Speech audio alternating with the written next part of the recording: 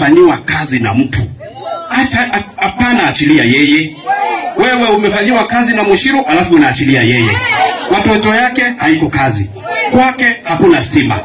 Kama umeshindwa na kusaidia cheerleading, unani mwingine unaweza saidia? Acha niwaambie kwa mambo. Acha nimalize father. Mimi ni wa Mathira, hakuna mahali mnaweza nipeleka. Ukweli ni kwamba Rigathi Gachagua hajasaidia huyu mama. Na hiyo ndio ukweli. Rigathi Gachagua hajasaidia huyu cheerleading. Na kama amesaidia, akuje aseme hapa amemsaidia na nini. Huyu mama na hajamsaidia na kitu. Na sisi kama watu wa Mathira hatuungi Rigathi Gachagua mkono, sababu aliachilia huyu mama, alimtumia akamwachilia.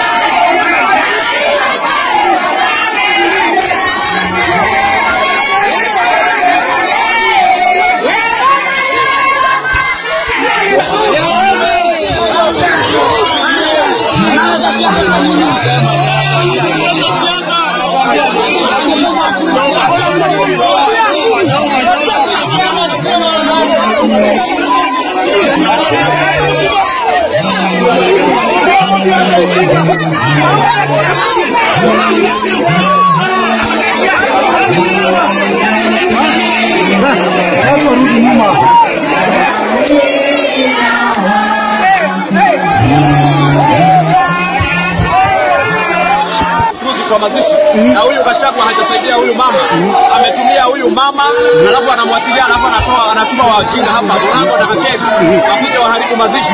Nimewaambia hapa hakuna kuharibu mazishi, na ndio maana nimewashauri saidia huyu mama na watoto wake. Na huyu mama amekuwa kutumiwa na Rigathi Gachagua, alafu anatuma vijana hapo wakuje kuditisha. Mimi sikuangi hao vijana wake, anatuma awapange vizuri, katika mazishi kuna siasa. Wote wameongea na hapa tuko Kirinyaga.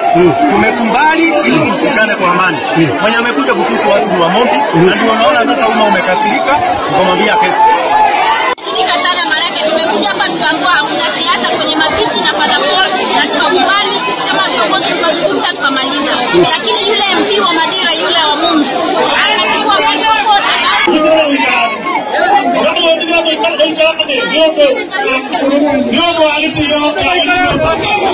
Nyondo wa igongo na tafadhali mwetekere guikara ni utakwabira igongona na kugira kujuju kwarja